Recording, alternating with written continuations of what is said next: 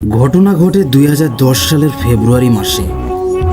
ঘটনার দিন driver মহিউদ্দিনের phone আসে। একজন তাকে বলে ঢাকা মেডিকেল থেকে একটা লাশ যাবে কুষ্টিয়ার পাংশা উপজেলার বাবুপাড়া ইউনিয়নের একটা গ্রামে। ড্রাইভার চলে গেলেন মেডিকেলের ভিতরে। তারপর লাশের আত্মীয় স্বজনের সাথে ভাড়া মিটিয়ে দাঁড়িয়ে থাকলো লাশের অপেক্ষাতে। মেডিকেল থেকে ছাড়পত্র দিয়ে গাড়িতে লাশ তুলতে তুলতে রাত বেজে গেল 10টা। ড্রাইভার বলে লাশের সাথে কেউ যাবে না। উত্তরে লাশের আত্মীয় বলে লাশের সাথে কেউ যাবে না। আসলে তারা দূর সম্পর্কের আত্মীয় ছিল।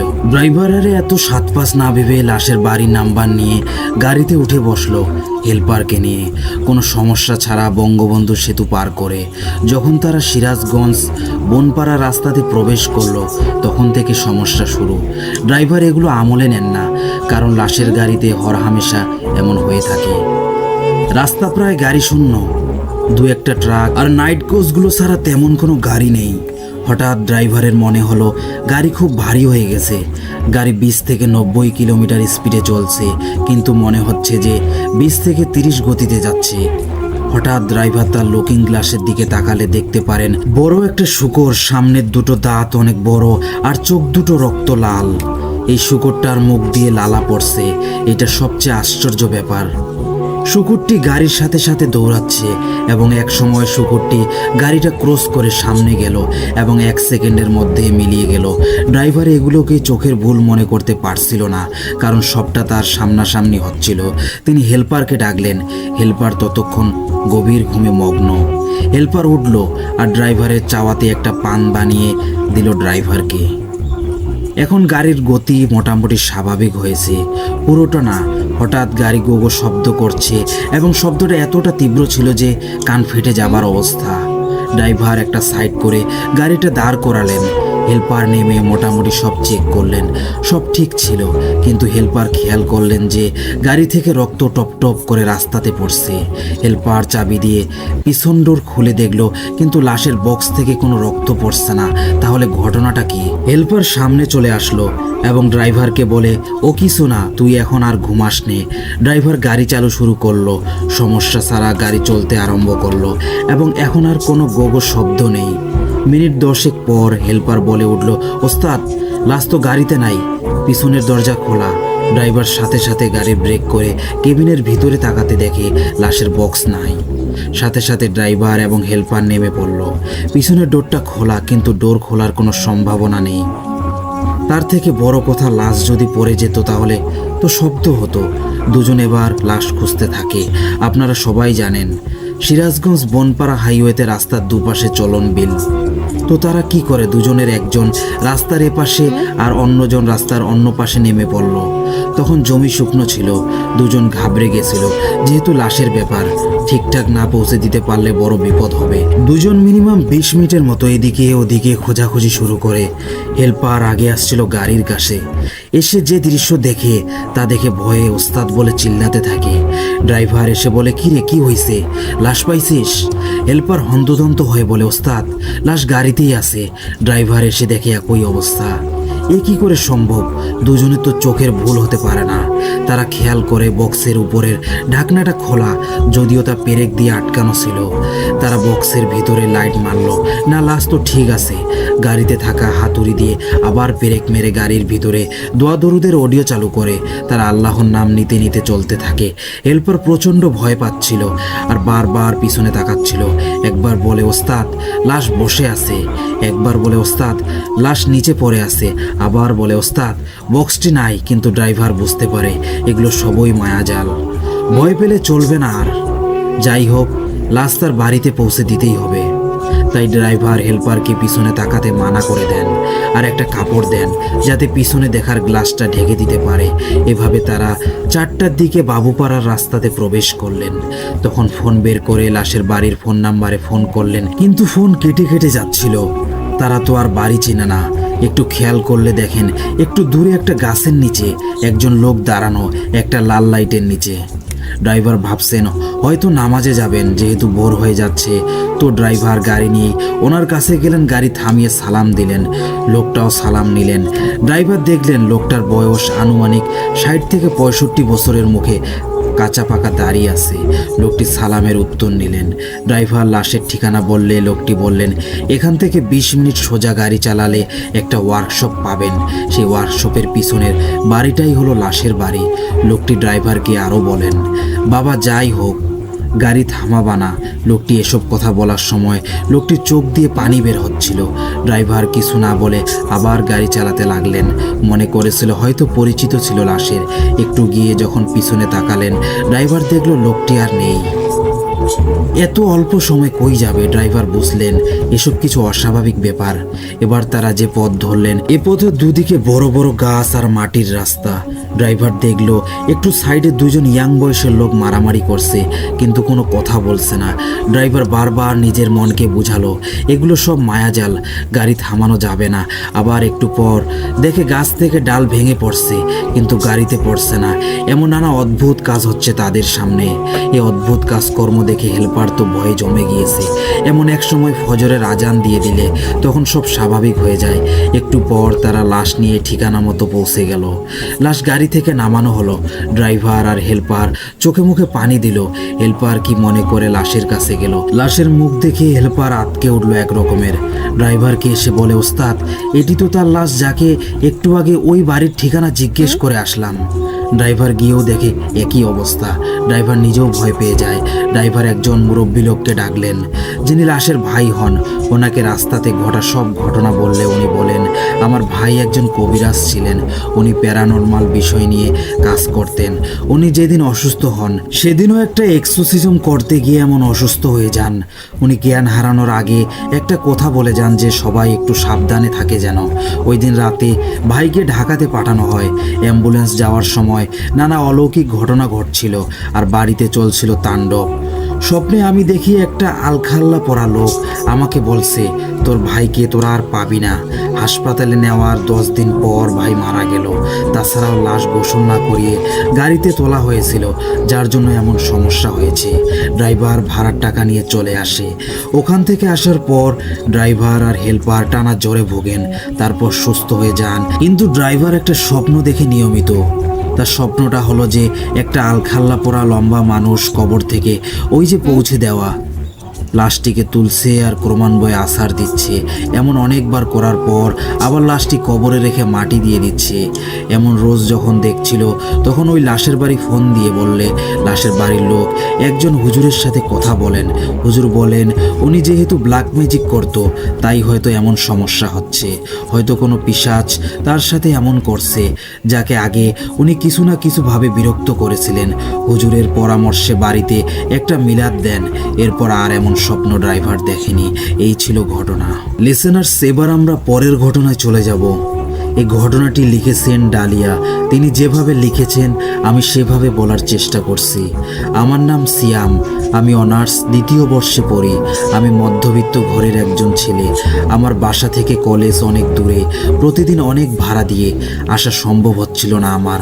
তাই ঠিক করলাম কলেজের ওই দিকে একটা বাসা ভাড়া নেই। বাড়িতে আমি একাই থাকতাম। মধ্যবিত্ত হওয়ায় 3 থেকে 4টা টিউশনি করাই। আজ 4 দিন ধরে প্রচুর বৃষ্টি নামছে। রাস্তাঘাটে অনেক পানি উঠেছে। 4 দিন পড়াতে যাইতে পারিনি। আজ না গেলে আমার বেতন কেটে রাখবে, তাই বের হই পড়াতে। 3টা বাড়ি কাছেই ছিল। ওদের পড়ানো শেষ করে 4 নম্বর বাড়িতে আর যেতে ইচ্ছে করছিল না। তারপরও গেলাম। পড়ানো শেষ হলে রাত 8টা বাজে। বাইরে দেখলাম বৃষ্টি তেমন নেই। এদিকে গাড়িও পাচ্ছিলাম না। তাই ভাবলাম আন্টি বলছিল ওনাদের বাসার পিছন দিয়েও নাকি শর্টকাট যাওয়া যায়। তাই আমি ওইখান দিয়ে যাচ্ছিলাম। রাস্তাটা কেমন অলিগলি ছিল। তারপর এক খোলা আকাশের নিচ দিয়ে আমি একা হেঁটে যাচ্ছি। বৃষ্টি পড়ছে বলে ফোনটা বের করিনি। চারপাশে অনেক অন্ধকার। হঠাৎ জোরে বৃষ্টি আসায় আমি কোন দিকে যাব ভেবে পাচ্ছিলাম না। দেখলাম সামনে একটা ছাউনি, আর ছাউনির নিচে শুধু কাঠ রাখা ছিল। আমি দৌড়ে সেখানে উঠে পড়ি। জোরে বৃষ্টিও শুরু হয়েছে। হঠাৎ বিদ্যুৎ চমকাতেই চারপাশ আলোয় ভরে যায়। আমি খেয়াল করি আমি কোনো শ্মশান ঘাটে দাঁড়িয়ে আছি। আমি তাড়াহুড়ো করে নামতে গিয়ে হোঁচট খেয়ে পড়ে যাই। ওঠার সময় মনে হলো কে যেন সামনে দাঁড়িয়েছিল। আমি উঠে দাঁড়িয়ে দৌড় দিতে যাব, ঠিক তখনই কেউ আমার হাত ধরে পেছনে তাকাতেই দেখি কোনো কালো অবয়ব, তার চোখগুলো আগুনের মতো জ্বলজ্বল করছে। এমনটা দেখে আমি জ্ঞান হারিয়ে ফেলার মতো অবস্থা আমার। আমি ঝাড়ি দিয়ে হাতটা সরিয়ে অনেক জোরে এক দৌড় দেই। সামনে একটা গাড়ি পাই, ওই গাড়িতে উঠে পড়ি। বাসায় যাওয়ার পর ভয়ে আমার অনেক জ্বর আসে। রাতে ঘুমাচ্ছিলাম, পায়ে কোনো গরম হাত পড়ায় আমার ঘুম ভেঙে ওঠে। আমি দেখি সেই কালো অবয়বটা আমার দিকে এগিয়ে আসে। আমি দৌড়াতে দৌড়াতে দেখি আমি সেই শ্মশান ঘাটে চলে এসেছি। শ্মশান ঘাটে কাউকে পোড়ানো হচ্ছে, তার চারপাশ দিয়ে ঘেরা সেই কালো অবয়বগুলো। একটা কালো অবয়বটা আমার দিকে এগিয়ে আসে, হঠাৎ করে আমার হাতটা ধরে টানতে থাকে। আমি জোরে চিৎকার দেই আর ঘুম ভেঙে যায়। আমি বিছানায় বসে ভাবতে থাকি, এগুলো কি সত্যি নাকি স্বপ্ন। আজকেও অনেক বৃষ্টি, তাই আর পড়াতে যাই নাই। সারাদিন পড়াশোনা করেই কাটালাম। রাতে ঘুমিয়ে পড়লাম। রুমে কোনো কিছু পড়ে যাওয়ার শব্দে ঘুম ভাঙে। আমি রাতে রুমের লাইট জ্বালিয়েই ঘুমাই। আমি চোখ বন্ধ করা অবস্থায় উঠে বসি। তাকিয়ে দেখি আমার বিছানার চারপাশে কালো অবয়বগুলো দাঁড়িয়ে আছে। হঠাৎ আমি শূন্য ভাসতে থাকি। অবয়বগুলো ভাসছে, ভয়ে আমার মুখ দিয়ে কোনো শব্দ বের হচ্ছে না। অবয়বগুলো আমার গলা চেপে ধরে, আমি ছটফট করছি। ঠিক সেই সময় ফজরের আজান দেয়। কালো অবয়বগুলো অদৃশ্য হয়ে যায় আর আমি নিচে পড়ে যাই। অনেক ব্যথা পেয়েছি। অজু করে 2 রাকাত নফল নামাজ পড়েই হুজুরের কাছে যাই। সে সব শুনে আমাকে একটা তাবিজ দেয়। আবার বাসায় এসে পানিতে সূরা পড়ে বাসার চারপাশে ছিটিয়ে দেই। হুজুর সেই শ্মশান ঘাটেও গিয়েছিল। আমি তার কাছে জিজ্ঞেস করেছিলাম, কি হয়েছে হুজুর? সে বলল, কিছু কথা রহস্যই থাক, আর তুমি ওই রাস্তা দিয়ে কখনো যেও না, তারপর সব ঠিক হয়ে যায়। তারপর আমি কখনো এই রাস্তা দিয়ে যাতায়াত করিনি, কিন্তু মাঝে মাঝেই শুনতে পাওয়া যায় শ্মশান ঘাটের পাশ দিয়ে রাতে কেউ যেতে লাগলে অদ্ভুত সব ঘটনার শিকার হয়। যদিও ওই অঞ্চলের মানুষ এখন আর কেউ বিপদে পড়া ছাড়া শ্মশান ঘাটের রাস্তা দিয়ে যাতায়াত করেন না। গ্রামের লোকদের ধারণা শ্মশান ঘাটটি অনেক পুরনো হয়, এমন ভৌতিক সমস্যাগুলো বলে ধারণা করা হয়। আর বিগত কয়েক বছরে ওই শ্মশান ঘাটে কাউকে পোড়ানো হয়নি। এই ছিল ঘটনা। ভালো লাগলে পড়ে শোনাবেন।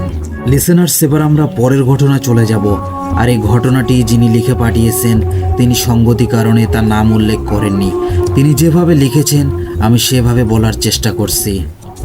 মেডিকেল লাইফে অনেকেই লাশ, মর্গ, হসপিটাল ইত্যাদি নিয়ে অনেক প্যারানর্মাল ইনসিডেন্টের সম্মুখীন হয়ে থাকে, কিন্তু আমার সাথে যা ঘটেছিল তা একটু অন্যরকম ছিল। সেটাই শেয়ার করছি। 2013 সালের জানুয়ারি মাস। মেডিকেল কলেজ জীবনের সূচনার উদ্দেশ্যে ট্রেনে রওনা দেই আব্বু আর আমি। পথে আম্মুর ফোন আসে একটা দুঃসংবাদ। মেডিকেলের আমার ইমিডিয়েট সিনিয়র এক আপুর মৃত্যু সংবাদ। ট্রেনে ধাক্কা লেগে খুব সম্ভবত মৃত্যু হয়েছিল ওনার, তবে অ্যাক্সিডেন্টলি নাকি মার্ডার তা শিওর না। শুরুতেই এমন একটা খারাপ সংবাদে আমাদের সবার মন খারাপ ছিল। ওরিয়েন্টেশনও ক্যান্সেল করে দেয়। তো ক্লাস শুরু হলো। আস্তে আস্তে সব নর্মাল হয়ে কয়েক মাস পার হয়েও গেল। আমরা তখন কলেজের মেইন হোস্টেলে থাকতাম না, কারণ ফার্স্ট ইয়ারের জন্য আলাদা হোস্টেল দেওয়া হয়। হোস্টেলটা তখন ছিল উত্তরা 3 নং সেক্টরে, এখন পরিবর্তন করা হয়েছে। আমাদের এই হোস্টেলটাও হন্টেড ছিল। আমরা অনেকেই ফেস করছিলাম অনেক কিছু। ওই ঘটনাগুলো পরে শেয়ার করব। তো সেবার কিসের ছুটি ছিল মনে নেই। হোস্টেল পুরো ফাঁকা হয়ে গিয়েছিল। আমাদের ফ্লোরে আমি সহ মোট 4 জন ছিলাম। রাতে আমার রুমে আমরা 3 জন ফ্রেন্ড ঘুমাতে আসি, আর একজন তার রুমে চলে যায়। অনেক আড্ডা হাসাহাসির পর আমার 2 ফ্রেন্ড ঘুমাবে বলে লাইট অফ করে দিতে বলে আমাকে। লাইটের সুইচ আমার পা বরাবর ঠিক উপরেই। তো আমি মোটামুটি লম্বা হয় পা দিয়ে সুইচ অফ করে দেই। হঠাৎ লাইট অফ হওয়াতে ওরা বলে, তুই কেমনে এত তাড়াতাড়ি লাইট অফ করলি? আমি ফাইজলামি করে বললাম, জেসি লাইট অফ করে দিয়ে গেছে। সাথে সাথে আমি হাসতে লাগলাম। যে আপু মারা গিয়েছিলেন, আমার নামের সাথে আপুর নামের অনেকটা মিলও ছিল। মৃত মানুষ নিয়ে ফাইজলামি করতে হয় না, সেটাই মনে হয় আমার সবচেয়ে বড় ভুল ছিল। তো শুয়ে পড়ার কিছুক্ষণের মধ্যেই সবাই ঘুমায় পড়ি। মাঝরাতে 3টা কি 3:30 হবে। হঠাৎ আমার ঘুম ভেঙে যায়। এখানে বলে রাখা ভালো, আমার বামে দেয়াল, পা বরাবর দেয়াল, মাথার কাছের দিকে দরজা, আর ডানে একটু স্পেস রেখে পাশে বেড, যেখানে আমার 2 ফ্রেন্ড ঘুমাচ্ছিল। তো ঘুম ভাঙার পর আমি ডানে তাকাতেই দেখি স্পেসে ফ্লোর সাদা আলো। একটা সাদা ড্রেস আর সাদা হিজাব পরা মেয়ে বসে আছে। মেয়েটার ভিতর থেকে যেন আলো ঠিকরে বের হচ্ছে। সে বসে আছে আমার পা বরাবর দেয়ালের দিকে মুখ করে, তাই আমি তার ব্যাক সাইড দেখতে পাচ্ছি, শুধু মুখ দেখা যাচ্ছিল না। মেয়েটা মাথা নিচু করে বসা অবস্থায় চুপচাপ সামনে পিছনে দুলতেছে অনবরত। মনে হচ্ছে যেন কোরআন শরীফ পড়তেছে। পাশের বেডে যে দুইজন ফ্রেন্ড ঘুমাচ্ছিল তাদের মধ্যে একজন হিজাবি ছিল। তো আমি ফার্স্টে ভাবলাম এটা হয়তো ওই ফ্রেন্ডটাই হবে। আমি ফিস করে জিজ্ঞেস করলাম, ঈশা কি করতেছিস তুই? কোনো সাড়া পেলাম না। আমি এবার একটু জোরেই ডাকলাম, কোনো সাড়াই নেই। হঠাৎ যার নাম ধরে ডাকতেছিলাম এতক্ষণ সে পাশের খাট থেকে কথা বলে উঠল। ভয়ে আমার হাত পা ঠান্ডা হয়ে গেল। বুঝতে আর বাকি রইল না যে ফ্লোরে বসে থাকা মেয়েটা অন্য কেউ। কোনো সেন্স কাজ করছিল না তখন। 15 থেকে 20 সেকেন্ড পর হুঁশ আসলে চিৎকার শুরু করে দিই, ফ্লোরে কে? তখন আমার চিৎকার শুনে আমার দুই ফ্রেন্ডের মাথা খারাপ হওয়া অবস্থা। ওরা বলতেছিল বারবার, তুই কার সাথে কথা বলিস? কোথায় কে? অন্ধকারে কিছুই দেখা যাচ্ছে না, কিন্তু আমি স্পষ্ট দেখতে পাচ্ছিলাম। আমাদের চিৎকার একটুও প্রভাব ফেলল না তার উপর। আমি সামনে চিৎকার করেই যাচ্ছি আর কাঁদতেছি। ওরা বেড থেকে নিচে নেমে যে লাইটটা জ্বালাবে তার সাহস পাচ্ছিল না, কারণ আমি বারবার বলতেছিলাম ফ্লোরে কেউ বসে আছে, আর লাইটের সুইচ অন করার মতো অবস্থাও আমার ছিল না। ওরা নিরুপায় হয়ে জোরে জোরে সূরা কালাম পড়া শুরু করলো। কিন্তু কি আশ্চর্য, কেউই কোনো সূরা পুরোপুরিভাবে শেষ করতে পারলো না। অর্ধেক পর্যন্ত এসেই ভুলে যাচ্ছিল। কতক্ষণ এভাবে কেটেছে জানি না। হঠাৎ আমার কি যেন হলো, আমি চুপ হয়ে গেলাম। মনে হলো মেয়েটা যদি তার মাথা ঘুরিয়ে আমার দিকে তাকায় তখন কি হবে? আমি তো মরে যাব নির্ঘাত। আমার মনে হলো যে যা করার তাড়াতাড়ি করতে হবে। মেয়েটা মুখ ফিরে তাকানোর আগেই লাইট জ্বালাতে হবে যে করেই হোক। আমি আর কিছু না ভেবে আল্লাহর নাম নিয়ে সুইচ অন করি। সুইচ অন করার পর দেখি ফ্লোরে কেউ নেই। আমার ফ্রেন্ড দুইটা ভয়ে জোরাজোরি করে বসে আছে, ওদেরও চোখে পানি। এই ঘটনার পরে আমি মানসিকভাবে অসুস্থ হয়ে পড়ি কিছুটা। সামান্য ব্যাপারেই সব কিছুতে ভয় পেতে থাকি। মেলামেশা কথাবার্তা কমাই দিই সবার সাথে। কিছু আমল করি ভয় কাটানোর জন্য, এবং কয়েকদিন পরে স্বাভাবিক অবস্থায় ফিরে আসি। ঘটনা শোনার পর হোস্টেল ছেড়ে চলে যায় 3 জন। সবার মতে স্ট্রেচের কারণে দুঃস্বপ্ন বা হ্যালুসিনেশন হাবিজাবি ছিল এগুলো। আর যেহেতু ওই আপু কখনো ওই হোস্টেলে ছিলই না, তাই প্রশ্নই আসে না তার আত্মা ঘটিত কিছু হওয়ার। প্রথমে অনেক তর্কে জড়াতাম সবার সাথে এসব নিয়ে, কারণ আমার মতে ওটা হ্যালুসিনেশন হতেই পারে না। কিন্তু পরে আস্তে আস্তে এক সময় আমিও এগুলো মেনে নিয়ে সব ভুলে যেতে থাকি। তবে ঘটনার মেইন জিনিস তখনও অপেক্ষা করছিল আমার জন্য। ঘটনা 2 থেকে 3 মাস পর একদিন টিউটোরিয়াল ক্লাসে হঠাৎ ম্যাডাম সেই আপুকে নিয়ে গল্প করা শুরু করে। যেদিন আপু মারা যায় সেদিন হোস্টেল থেকে বের হওয়ার সময় ম্যামের সাথে দেখা হয় আপুর। আপুকে অসম্ভব সুন্দর দেখাচ্ছিল সেদিন। সবচেয়ে অবাক করার বিষয় হলো আপুর পরনে ছিল ধবধবে সাদা ড্রেস আর সাদা হিজাব, ঠিক যেমনটা আমি সেই রাতের মেয়ের পরনে দেখেছিলাম। এর আগে আমাদের কারোরই কোনো আইডিয়া ছিল না আপু সম্পর্কে। ইভেন তিনি যে হিজাবি ছিলেন সেটাও জানতাম না। তাহলে হয়তো মানা যেত যে আমার সাবকনশিয়াস মাইন্ডে ওনার ইমেজ ক্রিয়েট হয়েছে, মানে যেটা আমি সেই রাতে দেখেছিলাম। অনেক কিছুরই ব্যাখ্যা পাইনি আজও, কিছু প্রশ্ন থেকেই গেছে। লিসেনার্স, এবার আমরা পরের ঘটনায় চলে যাব। আর এই ঘটনাটি এক দম্পতির কাছ থেকে শুনেছি। তিনি যেভাবে লিখেছেন সেভাবেই আমি বলছি। আর এই ঘটনাটিতে ছদ্মনাম ব্যবহার করা হয়েছে। সেই দম্পতির স্বামী ও স্ত্রীর নাম আরশ আলী ও সুমাইয়া বেগম। সেই দম্পতি বলতে থাকেন, আমার 2 ছেলে ও 2 মেয়ে ছিল কেন বলছি শোনো তবে। আমার বড় ছেলে রিয়ান আর নেই, ও আমাদের ছেড়ে পরপারে চলে গেছে। ছেলে হারানোর কষ্ট নিয়ে আমরা এখনও দিন পার করছি। আমার বড় ছেলে রিয়ান আর গ্রামের 2টি ছেলে ফয়সাল ও কামরুল, তারা অনেক ভালো বন্ধু ছিল। তারা যে কোনো কাজ করুক না কেন কেউ কাউকে ছাড়া কোনো কাজ করে না। একেবারে স্কুলে যাওয়া থেকে শুরু করে বেড়াতে যাওয়া, পুকুরে গোসল করতে যাওয়া, সব কিছু একসাথে। গ্রামের এক জনপ্রিয় জুটি ছিল তারা 3 জন। তো একদিন আমার বড় ছেলে রিয়ান এসে বলছে, বাবা মা আমি ফয়সাল আর কামরুল মিলে রাতে নৌকাতে নদীর উপর রাত কাটাবো। প্রথমে আমরা নিষেধ করলাম রিয়ানকে এত রাতে নদীতে না যাওয়ার জন্য, কিন্তু পরে ঠিকই রাজি হয়ে গেলাম। কারণ আমি জানি আমার ছেলে রিয়ান অনেক সাহসী। তাই সন্ধ্যায় রাতের খাবার খেয়ে সাথে করে শুকনা গামছা, লুঙ্গি ও গুড়মুড়ি নিয়ে রওনা দিল। আমরাও আল্লাহর কাছে আমাদের ছেলের জন্য দোয়া করে বিদায় দিলাম আর বললাম যেন সাবধানে থাকে। রিয়ান যাওয়ার পর আমরা ঘরের দরজা লাগিয়ে শুয়ে পড়লাম। আমাদের যেন কিছুতেই ঘুম আসছিল না, তাই আমরা 2 জন শুয়ে শুয়ে গল্প করছিলাম। কিছুক্ষণ পর বাইরে থেকে কে যেন এত জোরে জোরে ধাক্কা দিচ্ছে যেন এখনই দরজা ভেঙে ভিতরে আসবে। আমি বিছানা থেকে লাফ দিয়ে উঠে দরজার কাছে গেলাম। গিয়ে আমি আমার বড় ছেলে রিয়ানের গলা শুনে আটকে উঠলাম। তারপর আমি সাথে সাথে দরজা খুলে ফেললাম। সাথে সাথে রিয়ান দৌড়ে ঘরে এসে বসে হাঁপাতে থাকে।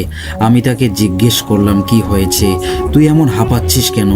সাথে সাথে বাহির থেকে শোরগোল শুরু হয়ে যায়। আমরা সাথে সাথে দৌড়ে বাহিরে গেলাম। গিয়ে শুনলাম ফয়সাল ও কামরুলের দেহ ছিন্ন বিচ্ছিন্ন অবস্থায় দুইটি আলাদা রাস্তায় পড়ে আছে। মনে হচ্ছে কোনো জন্তু জানোয়ার তাদের উপর শরীরের সব রাগ দেখিয়েছে। তারপর সেখানকার সব মানুষ রিয়ানকে জিজ্ঞেস করে, তুমিও তো ওদের সাথে ছিলে, কিভাবে তাদের এমন হলো, তুমি কি জানো? তারপর রিয়ান বলতে থাকে, আমি ফয়সাল আর কামরুল আমরা তিনজন মিলে একসাথে দেখা করে নদীর উদ্দেশ্যে রওনা দিলাম। সাথে করে হারিকেন ও একটি টর্চ লাইট নিয়ে আমরা টর্চ জ্বালিয়ে গল্প করতে করতে আর গান গাইতে গাইতে যাচ্ছিলাম। অবশেষে আমরা নদীতে পৌঁছে গেলাম। তারপর আমরা তিনজন নদীর ঘাটে থাকা একটা নৌকায় উঠে পড়লাম। আমি আর কামরুল নৌকার দুই পাশ থেকে বৈঠা বইছিলাম, আর ফয়সাল নৌকার মাঝখানে বসেছিল। আমরা তিনজন হারিকেন জ্বালিয়ে টর্চ লাইট জ্বালিয়ে গল্প করতে করতে এগোচ্ছিলাম। মাঝে মাঝে শিয়ালের ডাক আসছিল চারপাশ থেকে। তারপর বেশ অনেক দূর যেতেই শুনলাম আমাদের চারপাশে অনেক শিয়াল দৌড়াদৌড়ি আর ডাকাডাকি করছিল। সাথে সাথে আমার হাতে থাকা টর্চ লাইটটা দপ করে নিভে যায়। আমরা সবাই একটু ভয় পেয়ে যাই বিষয়টা দেখে। তারপর আমি অনেক চেষ্টা করলাম লাইটটা জ্বালানোর, কিন্তু কোনোভাবেই জ্বালাতে পারলাম না। কিছুক্ষণ পর আমরা হারিকেনের আবছা আলোয় দেখলাম আমাদের চারপাশে অসংখ্য শিয়াল, যাদের চোখ রাতের অন্ধকারে জ্বলজ্বল করছিল। আমরা তিনজন এই দৃশ্য দেখে ভয়ে এক আত্মচিৎকার দিয়ে উঠি। তারপর আস্তে আস্তে সেই শিয়ালগুলো আমাদের কাছে নদীর দুই পাশ থেকে আসতে শুরু করে। আমি সাথে সাথে কামরুলকে বলি, কামরুল তাড়াতাড়ি বইটা চালা, না হলে আমরা আজ রাতে তাদের খাবার হয়ে যাব। তারপর আমি আর কামরুল প্রাণপণে বইটা বইতে লাগলাম, আর ফয়সাল নৌকার মধ্যে বসে জোরে দরুদ ও আজান দিতে থাকে। এভাবে কয়েক মিনিট চলতে চলতে আমি হাঁপিয়ে উঠি, কিন্তু থেমে থাকলে চলবে না ভেবে যত কষ্টই হোক না কেন। তারপর সেই জল করা চোখ বিশিষ্ট শিয়ালগুলো আমাদের নৌকা থেকে একটু পিছিয়ে পড়ে। আমি বললাম, কামরুল ভাই, যত যাই হয়ে যাক তুই থামিস না, নৌকা চালাতে থাক, আর গ্রামের কাছে চলে আসলে যে যেই দিক দৌড়াতে পারিস দৌড় দিবি, কেউ কারোর জন্য অপেক্ষা করবি না। বেঁচে থাকলে দেখা হবে ইনশাআল্লাহ। কোনো ভুল করে থাকলে মাফ করে দিস রে ভাই। এই বলে আমি আবারও প্রাণপণে বইটা বইতে থাকি। এত জোরে জোরে বইটা বইছিলাম, কিন্তু এই নদীর রাস্তা যেন শেষ হবার নয়। প্রতিটি মিনিট আমাদের কাছে এক বছরের মতো মনে হচ্ছিল। অবশেষে আমরা আমাদের গ্রামটা দেখতে পাচ্ছিলাম। মনে যেন জোর পেলাম। আমি আবারও বললাম, নৌকা থেকে নেমে কেউ কারো জন্য অপেক্ষা করবি না, প্রাণপণে দৌড়াতে থাকবি। এই বলে আমরা তিনজন গ্রামের দিক বিদিক হয়ে জ্ঞান হারিয়ে দৌড়াতে থাকি। তখনও সেই শিয়ালগুলো আমাদের পিছনে ছুটতে থাকে। আমি সৌভাগ্যক্রমে দৌড়ে বাড়িতে পৌঁছে যাই, আর ফয়সাল ও কামরুল হয়তো বাড়ির ফেরার আগেই সেই শিয়ালগুলোর শিকার হয়ে যায়। প্রথমে আমার ছেলে রিয়ানের কথা শুনে কেউই বিশ্বাস করছিল না। তারপর রিয়ান অনেকবার কিরা কসম কেটে সবাই রিয়ানের কথা বিশ্বাস করে নেয়। তারপর আমি রিয়ানকে বাড়িতে নিয়ে এসে গরম দুধ খাইয়ে তার ঘরের বিছানায় ঘুম পাড়িয়ে দিয়ে আমি আমাদের রুমে ঘুমাতে আসি। কিন্তু কে জানতো সেই রাতই হবে আমার ছেলের জন্য শেষ রাত, আর আমি আমার ছেলেকে শেষবারের মতো ঘুম পাড়িয়ে দিব। তারপর আমরা সকালে ঘুম থেকে উঠে দেখি বিছানায় রিয়ান নেই। আমি দিক বিদিক জ্ঞান হারিয়ে আমার সন্তানকে খুঁজতে থাকি। বাড়ির কোথাও নেই। গ্রামের সব মানুষ রিয়ানকে খুঁজতে থাকে। খুঁজতে খুঁজতে অবশেষে দুপুরের আগে আমার ছেলে রিয়ানকে নদীর পানিতে ভাসমান অবস্থায় পাওয়া যায়। তারপর আমি দৌড়ে আমার ছেলের কাছে গিয়ে দেখি সে আর আমাদের মাঝে কোনোদিন ফিরে আসবে না। আজীবনের জন্য আমার ছেলে রিয়ান আমাকে ছেড়ে চলে গেছে। তারপর আমার ছেলেকে দাফন করে দেওয়া হয়।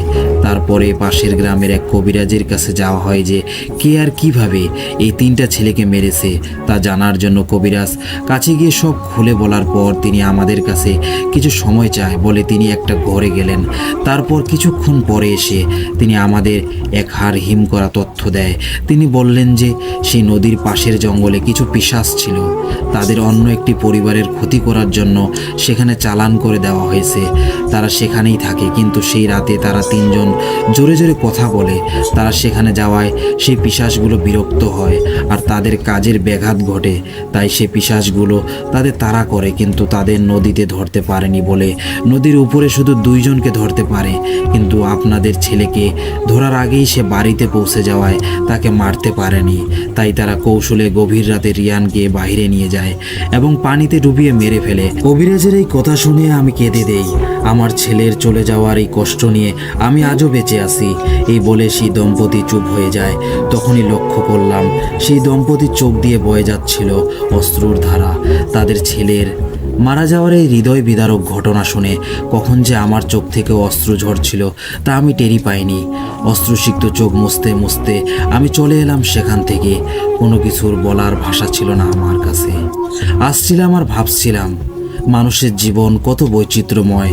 সাদা কালো রংধনুর 7 রং মিলে রয়েছে মানুষের জীবনে। এই ছিল ঘটনা। ভালো লাগলে পড়ে শোনাবেন। লিসেনার্স, এবার আমরা আজকের শেষ ঘটনায় চলে যাব। এই ঘটনাটিতে ছদ্মনাম ব্যবহার করা হয়েছে। এই ঘটনাটি বাংলাদেশের কোনো এক জেলার একটি পরিবারে 2 জন ভাই ছিল।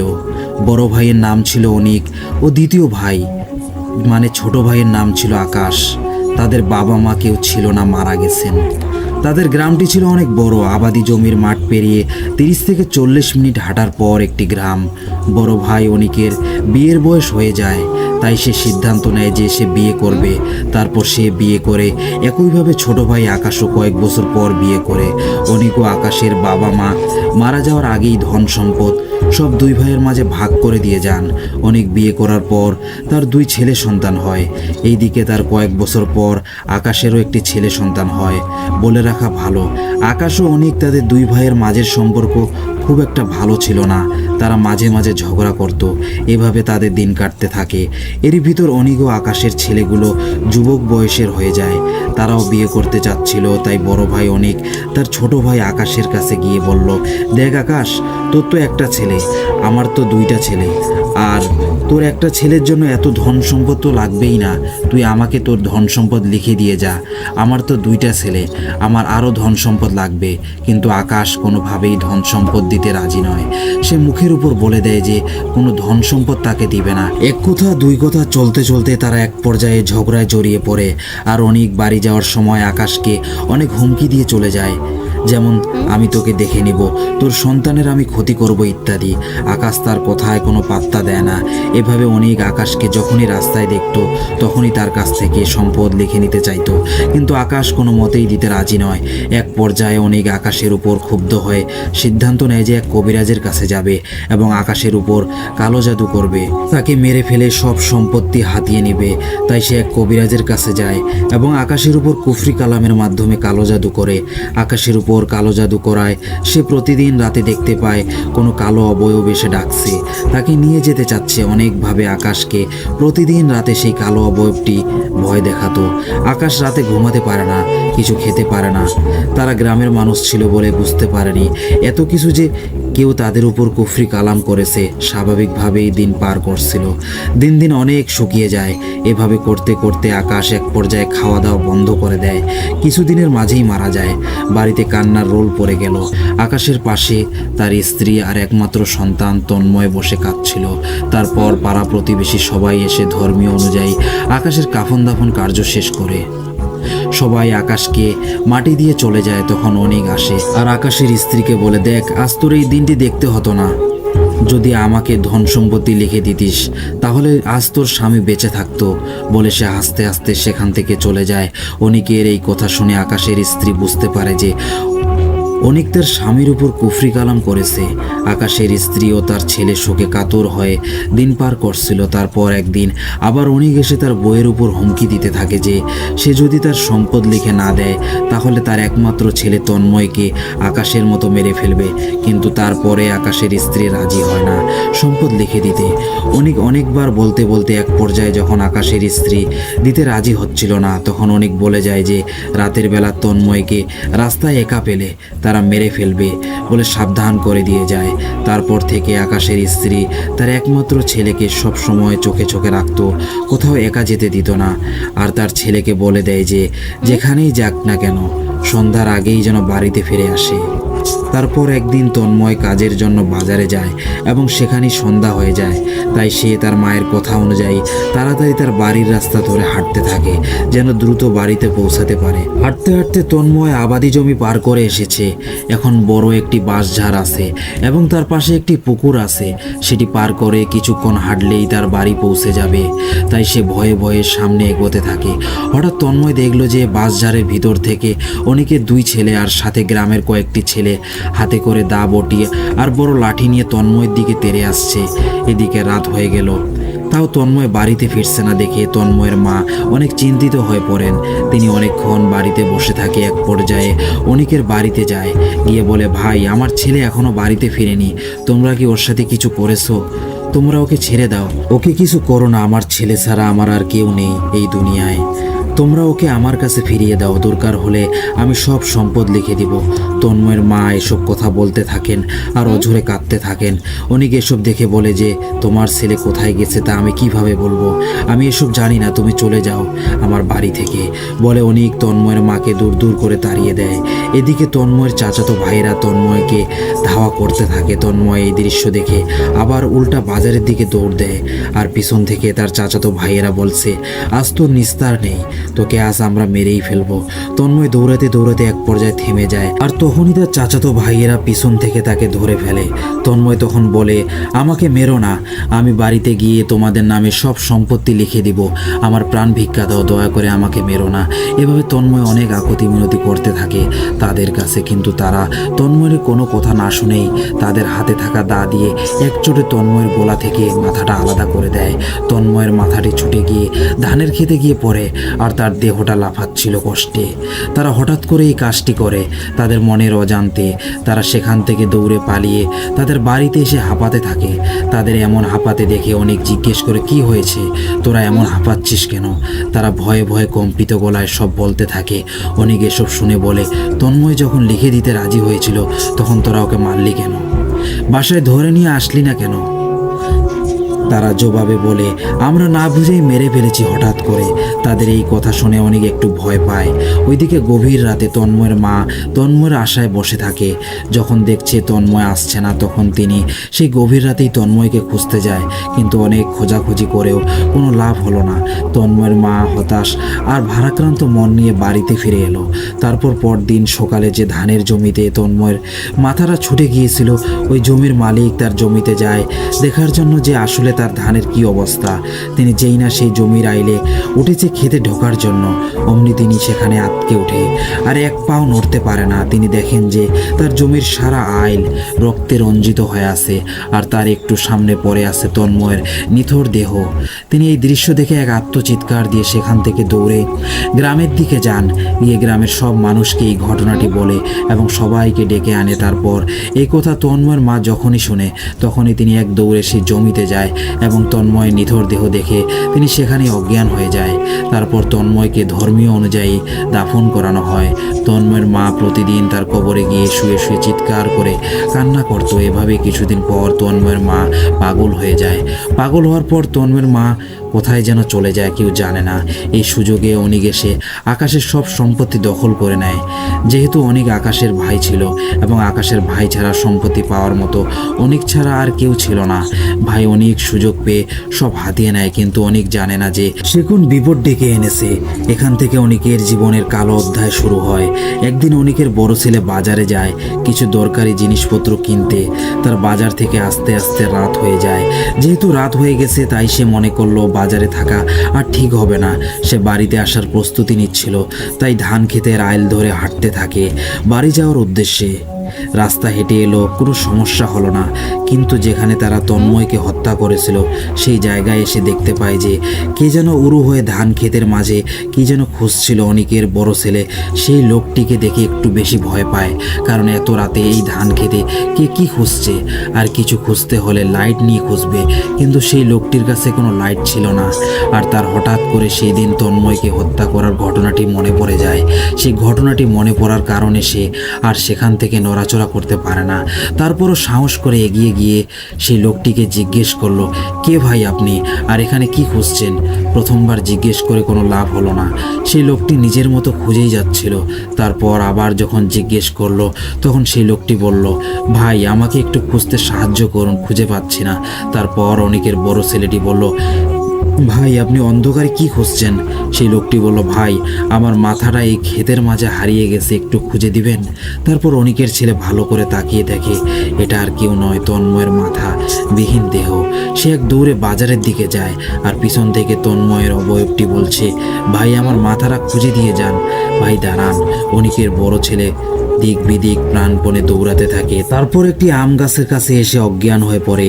এদিকে অনেক বাড়িতে অনেক চিন্তা করছিল, এত রাত হয়ে গেছে, তার বড় ছেলে এখনো বাসায় আসছে না।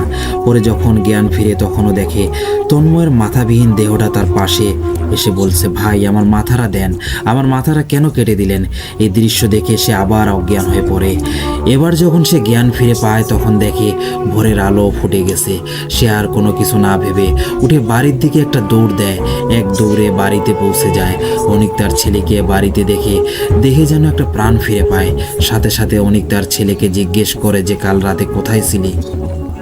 তারপর অনিকের বড় ছেলে সব খুলে বলে।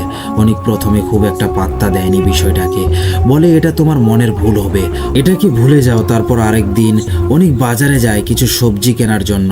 গ্রাম অঞ্চলের সাধারণ রাতে সবজির বাজার জমজমাট হয়, তাই অনিক ভাবলো বিকেলের দিকে বাজারে রওনা দিবে, যেন সে সন্ধ্যার আগেই বাড়িতে আসতে পারে। তো অনিক তার পরিকল্পনা অনুযায়ী বিকেলে বাজারে যাওয়ার উদ্দেশ্যে রওনা দেয় এবং বাজারে গিয়ে সবজিও কিনে ফেলে। কিন্তু তার বাজার করতে করতে অনেক রাত হয়ে যায়, তাই সে আর দেরি করে না, ধান ক্ষেতের আইল ধরে হাঁটতে থাকে। কিন্তু দুঃখের বিষয় অনেক তার টর্চ লাইটটি তার সাথে নিয়ে আসতে ভুলে গেছে। যেহেতু ভুলেই গেছে তাই আর ভেবে কাজ কি। অনেক আইল ধরে হাঁটতে থাকে, সারা রাস্তা হেঁটে এলো, কিন্তু অনিকের কোনো সমস্যা হয়নি। কিন্তু যখনই সে প্রায় ধান ক্ষেত থেকে বের হয়ে গ্রামের রাস্তা দিকে পা রাখবে অমনি দেখে সে রাস্তার পাশে কে যেন অবুর হয়ে কিছু খুঁজছে। দৃশ্য দেখা মাত্রই অনিক আঁতকে ওঠে আর বিশাল বড় ধাক্কা খায়। সাথে সাথে অনিকের তার বড় ছেলের সাথে ঘটে যাওয়া ঘটনার কথা মনে পড়ে যায়। এতক্ষণ তার এই কথাটি মনে ছিল না। অনিক সেই লোকটিকে কোনো কিছু জিজ্ঞেস করেনি, কারণ সে জানে এখন তার সাথে কি ঘটতে চলেছে। অনিক কোনো কথা না বলে পাশ কাটিয়ে পালিয়ে গ্রামের দিকে যেতে চাচ্ছিল। অমনি সেই লোকটি অনিকের রাস্তা আটকে তাকে বলছে, চাচা আমার মাথাটা এই ক্ষেতের মাঝে হারিয়ে গেছে, আমাকে একটু খুঁজে দিবেন?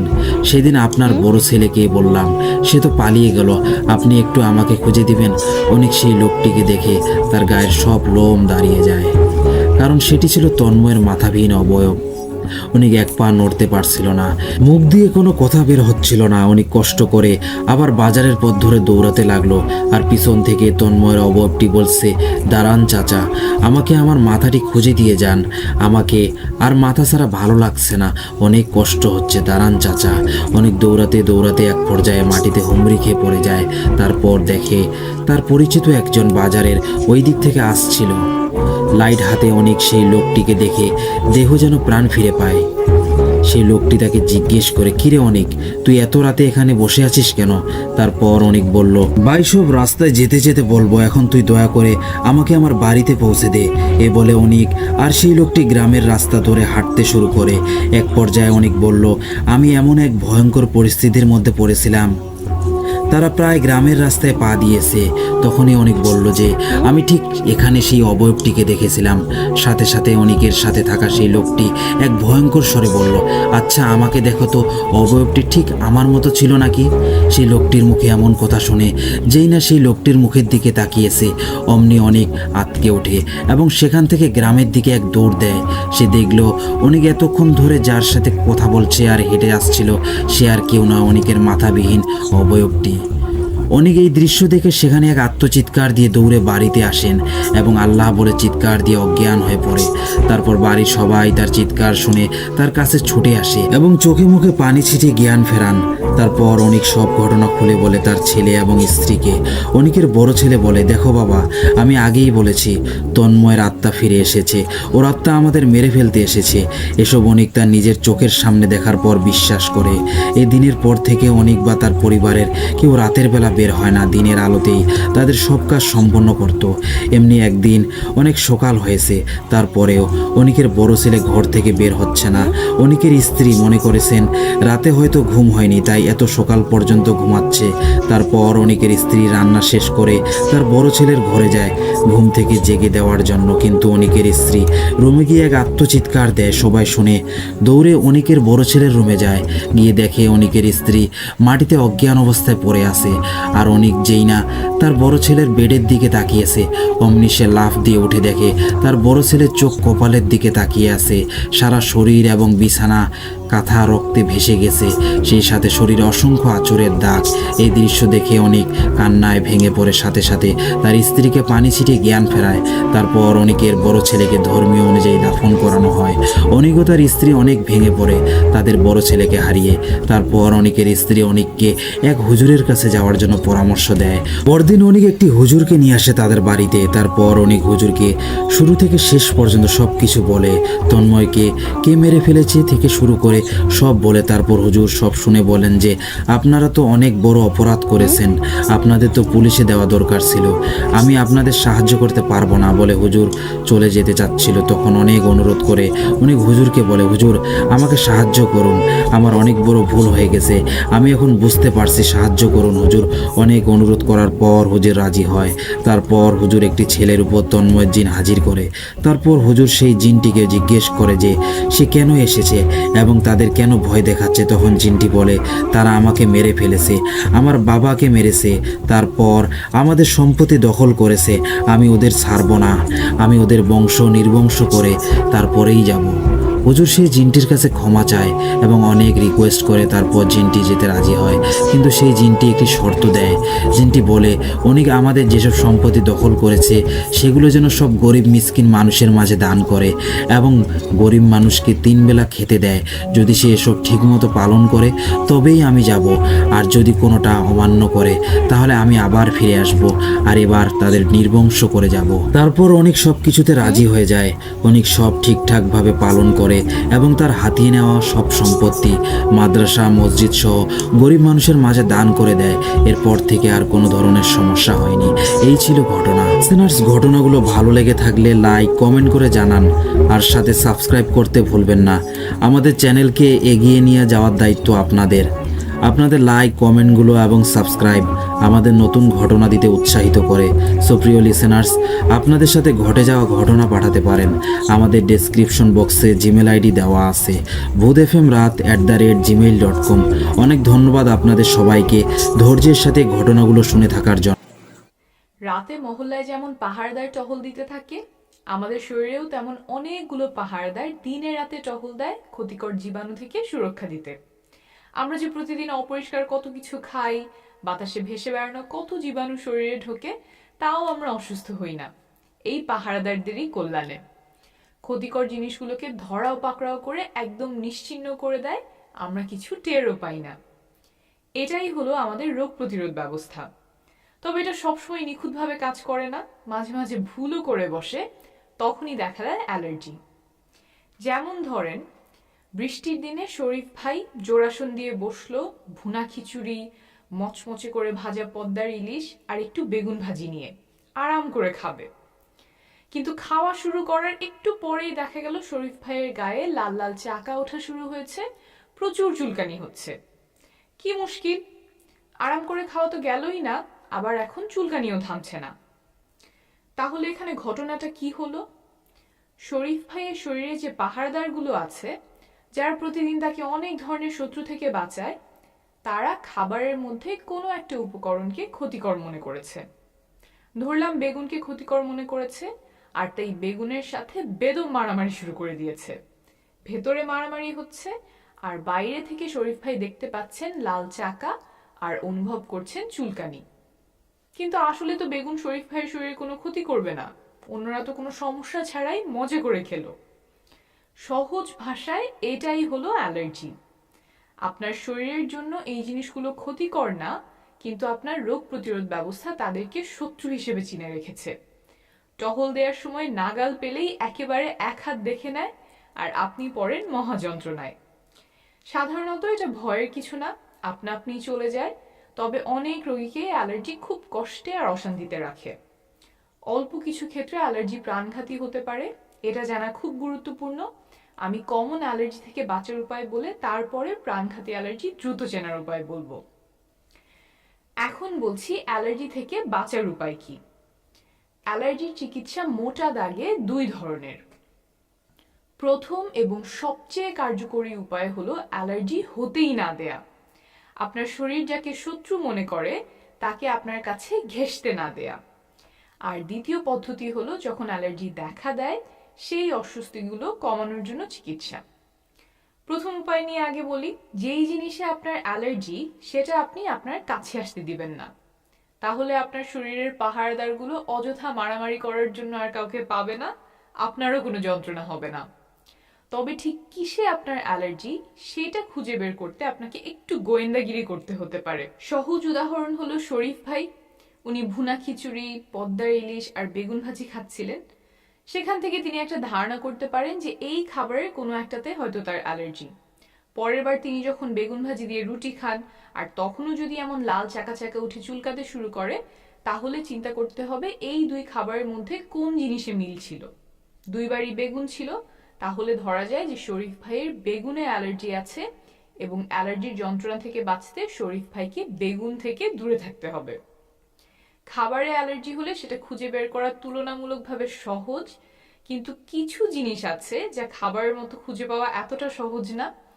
এমন জিনিসগুলোর একটা তালিকা আমি এখানে বলে দিচ্ছি, যাতে আপনি যখন গোয়েন্দাগিরি করছেন তখন কাকে কাকে সন্দেহভাজন তালিকায় রাখবেন তার একটা ধারণা পেয়ে যান। 1. Dust mite. এগুলো হলো ছোট ছোট পোকা, চোখে দেখা যায় না, মাইক্রোস্কোপের নিচে দেখলে সাদা রঙের আটপাওয়ালা পোকার মতো দেখা যায়। আমাদের চামড়া থেকে যে মৃত কোষগুলো ঝরে পড়ে এরা সেগুলো খেয়ে বেঁচে থাকে। আমাদের চামড়া থেকে তো প্রতিদিনই অল্প অল্প মৃত কোষ ঝরে পড়ছে বিছানায়, কার্পেটে, সোফায়, আর এসব জায়গায় বাসা বাঁধছে কোটি কোটি ডাস্ট মাইট। এই ডাস্ট মাইটে আপনার অ্যালার্জি হতে পারে। এটা অ্যালার্জির খুবই কমন একটা কারণ, কিন্তু একে তো চোখে দেখা যায় না, তাই ধরতে পারা কঠিন। এটা দূরে রাখতে বিছানার চাদর, কাঁথা, লেপের কভার সপ্তাহে অন্তত একবার গরম পানি দিয়ে ধুবেন। যেসব জিনিস নিয়মিত ধোয়া যায় না, যেমন কার্পেট, সেগুলো বাসায় যত কম ব্যবহার করা যায় তত ভালো। বিছানা গোছানো, ঝাড়া মোছা করার সময় ভালো একটা মাস্ক পরে নিতে পারেন। আর যেসব জিনিস ভেজা কাপড় দিয়ে মোছা যায় সেগুলো ভেজা কাপড় দিয়ে মুছবেন, যাতে ধুলা না ছড়ায়। বাসার যেই জায়গাগুলোতে আপনি বেশি সময় কাটান সেই জায়গাগুলো পরিষ্কার রাখায় মনোযোগ দিবেন। 2. মোল্ড বা ছত্রাক। বাসা স্যাঁতস্যাঁতে থাকলে ছত্রাক হতে পারে। ছত্রাক থেকে ছোট ছোট কণা নিঃসরণ হয়, সেটাতে আপনার অ্যালার্জি হতে পারে। বাসার কোথাও ছত্রাক হতে থাকলে সেটা সরিয়ে ফেলবেন, আর ছত্রাক যাতে না হয় সেজন্য ঘরে বাতাস চলাচল করার ব্যবস্থা করবেন। ঘরের ভেতরে কাপড় শুকাবেন না, আর ঘরের ভেতরে গাছ থাকলে সরিয়ে ফেলবেন। 3. পরাগরেণু। ঋতু পরিবর্তনের সাথে সাথে বাতাসে ভেসে বেড়ানো পরাগরেণুর ধরন বদলায়, সংখ্যা বাড়ে কমে, আর সেই সাথে আপনার অ্যালার্জির তীব্রতাও বাড়তে কমতে পারে। বছরের একটা সময় দেখা যায় অনেকের চোখ নাক চুলকানো শুরু করে, নাক দিয়ে পানি পড়ে, চোখ দিয়ে পানি পড়ে, সর্দি থাকে বা নাক বন্ধ হয়ে যায়, চোখ লাল হয়ে যায়, মাথাটা ধরে থাকে, হাঁচি কাশি একদম সারতেই চায় না। এমন হলে পরাগরেণু আপনার শত্রু হতে পারে। খেয়াল রাখবেন বছরের ঠিক কোন সময়টাতে আপনার এমন হচ্ছে। সেই সময়ে যতটা সম্ভব ঘরের ভেতর থাকা যায়, বাইরে গেলেও ঘরে ফিরে কাপড় পাল্টে গোসল করে ফেলবেন, যাতে পরাগরেণু ধুয়ে চলে যায়। আর কাপড় জামা পারলে ঘরের ভেতরে শুকাতে দিবেন, কিন্তু খেয়াল রাখবেন তাতে আবার বাসায় যাতে ছত্রাক না হয়। 4. গরম বা ঘাম। ঘামে যে উপাদানগুলো আছে সেগুলোর বিরুদ্ধে আপনার শরীর রিয়্যাক্ট করতে পারে। অনেক খাটাখাটনি করলে, পরিশ্রম করলে, ব্যায়াম করলে, যখন শরীর গরম হচ্ছে, ঘামছেন, তখন গায়ে চুলকানি হতে পারে, চাকা হতে পারে। এমন হলে যতটা সম্ভব রোদে না যাওয়া, বাতাস আছে এমন জায়গায় থাকা, পাতলা ঢিলেঢালা জামা পরার চেষ্টা করবেন যাতে গা খুব গরম না হয়ে যায়। 5. ঠান্ডা। গরমের মতো বেশি ঠান্ডায় গেলেও অনেকের অ্যালার্জি হতে পারে। বৃষ্টিতে ভেজা, পুকুরে গোসল ইত্যাদিতে অ্যালার্জি দেখা দিতে পারে। তাছাড়াও হতে পারে পশু পাখির লোম বা পালক যা বাতাসে ভাসতে পারে কিন্তু চোখে দেখা যায় না, পথে ঘাটে ধুলাবালি, পোকার কামড়, নির্দিষ্ট কোনো মেটাল যা আংটি, গয়না, ঘড়িতে থাকতে পারে, নির্দিষ্ট কেমিক্যাল যা সাবান, শ্যাম্পু, ডিটারজেন্ট, পারফিউম ইত্যাদিতে থাকতে পারে, নির্দিষ্ট ধরনের কাপড়, প্লাস্টিক, ওষুধ যেমন পেনিসিলিন জাতীয় অ্যান্টিবায়োটিক, আর খাবার তো আগে বলেছি, চিংড়ি, বাদাম, ছোট শিশুদের ডিমে বা দুধে অ্যালার্জি থাকতে পারে। অনেক সময় দেখা যায় খাবারের যে কোনো একটা ধরনের অ্যালার্জি, যেমন ঘাস খাওয়া গরুর মাংসে অ্যালার্জি নাই কিন্তু কর্ন খাওয়া গরুর মাংসে অ্যালার্জি আছে। বুঝতেই পারছেন লিস্টটা অনেক লম্বা, এক একজনের এক এক জিনিসে অ্যালার্জি হতে পারে। তাই আপনার কিসে অ্যালার্জি সেটার গোয়েন্দাগিরি আপনি সবচেয়ে ভালো করতে পারবেন। এটা খুঁজে বের করতে পারলে অ্যালার্জি নিয়ন্ত্রণে রাখা অনেক সহজ হয়। এখন আসি দ্বিতীয় উপায়ে। অ্যালার্জি হয়ে গেছে, এখন আপনি কি করবেন? উপশমের উপায় কি? অ্যালার্জি নিয়ন্ত্রণের প্রধান ওষুধ হলো অ্যান্টিহিস্টামিন। শুরুতে যে বলেছিলাম অ্যালার্জির অস্বস্তিগুলো তৈরি হয় কারণ আপনার রোগ প্রতিরোধ ব্যবস্থা মারামারি করছে, সেই রোগ প্রতিরোধ ব্যবস্থার একটা অস্ত্র হলো হিস্টামিন, যা এত গোলমাল পাকায়। এই হিস্টামিনকে রুখতে ওষুধ হলো অ্যান্টিহিস্টামিন। এই জাতীয় অনেকগুলো ওষুধ আছে, অ্যালার্জির যাবতীয় অসুস্থগুলো কমাতে সাহায্য করে। আবার যখন আগে থেকে জানা থাকে যে অ্যালার্জি হতে পারে, তখন আগে ভাগেই খেয়ে নিলে অ্যালার্জি হওয়া রুখে দিতে পারে। এটা করবেন আপনার চিকিৎসকের পরামর্শ অনুযায়ী। আর কি কি চিকিৎসা আছে? চুলকানি কমানোর জন্য জায়গাটাতে একটু ঠান্ডা সেক দিতে পারেন, একটা তোয়ালেতে বরফ পেঁচিয়ে সেক দিতে পারেন। চুলকানি কমাতে ক্যালামাইন লোশন, 1% মেন্থল ক্রিম বা ময়শ্চারাইজিং লোশনও ব্যবহার করা যেতে পারে। নাক বন্ধ থাকলে সেটার কিছু স্প্রে আর ওষুধ আছে, মেডিকেলের ভাষায় বলে ডিকনজেস্ট্যান্ট। চোখ চুলকানোর জন্য চোখের ড্রপ আছে। অ্যালার্জির সমস্যার সমাধানে আরেকটা গুরুত্বপূর্ণ জিনিস হলো মানসিক চাপ। মানসিক চাপে থাকলে অ্যালার্জি আরো খারাপ হতে পারে। তাই যারা অ্যালার্জির সমস্যায় অনেক কষ্ট পাচ্ছেন, দেখেন মানসিক প্রশান্তি আনা যায় কিভাবে। নিয়মিত ব্যায়াম, যোগ ব্যায়াম, শ্বাসের ব্যায়ামের মাধ্যমে চেষ্টা করতে পারেন। আপনার খুব তীব্র অ্যালার্জি হলে অল্প কিছুদিনের জন্য স্টেরয়েড নামের ওষুধ খেতে হতে পারে। আমি ইউটিউবে বেশ কয়েকটা ভিডিও দেখেছি যেখানে নাম, ডোজ সহ গণহারে অ্যালার্জির জন্য স্টেরয়েড খাওয়ার পরামর্শ দেয়া আছে। এটা ভুলেও করতে যাবেন না। চিকিৎসকের পরামর্শ ছাড়া কখনোই এই ওষুধ খাবেন না। এটা খুবই শক্তিশালী ওষুধ, আপনার রোগ প্রতিরোধ ক্ষমতাকে দমিয়ে দেয়। ফলে অ্যালার্জিতে হয়তো আরাম পাবেন, কিন্তু অন্য ক্ষতিকর জীবাণুর সাথে তো আর লড়াই করতে পারবে না, তখন সেগুলো এসে আপনার শরীরে বাসা বাঁধতে পারে। করোনার সময় শুনেছেন না, ব্ল্যাক ফাঙ্গাসে অনেক মানুষ অন্ধ হয়ে গেছে? যথেচ্ছ স্টেরয়েড খাওয়া এর জন্য দায়ী বলে ধারণা করা হয়। ব্ল্যাক ফাঙ্গাস সাধারণত সুস্থ মানুষকে কিছু করতে পারে না, কিন্তু যাদের রোগ প্রতিরোধ ব্যবস্থা দুর্বল তাদের উপরে একেবারে জেঁকে বসে। অ্যালার্জি চিকিৎসার পরের ধাপের চিকিৎসা হচ্ছে ইমিউনোথেরাপি। অনেকে এটাকে অ্যালার্জি ভ্যাকসিন বলে। যেই জিনিসে আপনার অ্যালার্জি সেটা অল্প অল্প করে ইনজেকশন দিতে থাকতে হয় কয়েক বছর ধরে। মোট কথা, অ্যালার্জির কয়েক ধাপের কার্যকরী চিকিৎসা আছে, একদম সেরে না গেলেও অনেক নিয়ন্ত্রণে রাখা যায়। তাই একজন চিকিৎসকের পরামর্শ নেবেন, প্রয়োজনে অ্যালার্জি স্পেশালিস্টের শরণাপন্ন হবেন। শেষ করার আগে প্রাণঘাতী অ্যালার্জির লক্ষণগুলো বলে দেই। এগুলো খুব দ্রুত শুরু হয় আর তাড়াতাড়ি খারাপ হয়ে যেতে থাকে। শ্বাসকষ্ট, শ্বাস নেওয়ার সময় শো শো শব্দ হওয়া, বুক ধড়ফড়, মাথা ঘুরানো, মনে হয় অজ্ঞান হয়ে পড়ছে বা অজ্ঞান হয়ে পড়া, গায়ে ঘাম আসা, কনফিউশন, মুখ, চোখ, ঠোঁট, জিহ্বা ফুলে যাওয়া, সাথে গায়ে চাকা চাকা, চুলকানি, বমি ভাব, বমি, পেট ব্যথা ইত্যাদি থাকতে পারে। এমন হলে রোগীকে যত দ্রুত সম্ভব হাসপাতালে নিয়ে যান। রোগী ভালো অনুভব করলেও হাসপাতালে নেবেন। আগেই বলেছি এটা প্রাণঘাতী হতে পারে, কিন্তু সময় মতো একটা ইনজেকশন দিলেই জীবন বেঁচে যেতে পারে। শেষ করার আগে আরেকটা বোনাস, স্বাস্থ্য বিষয় তো আপনাদের নানা সময় নানা রকমের জিজ্ঞাসা থাকে। গুগল বা ইউটিউবে সার্চ করলে যে তথ্য পান তার কোনটা নির্ভরযোগ্য আর কোনটা মন গড়া তা বোঝা মুশকিল। আপনাদের এই সমস্যার সমাধান করতে আমরা অনেকজন ডাক্তার মিলে সহজ বাংলায় তথ্য প্রকাশ করছি সহায় থেকে। www.সহায়.health ওয়েবসাইটে গেলে বা সহায় লিখে সার্চ দিলেই আমাদেরকে পেয়ে যাবেন।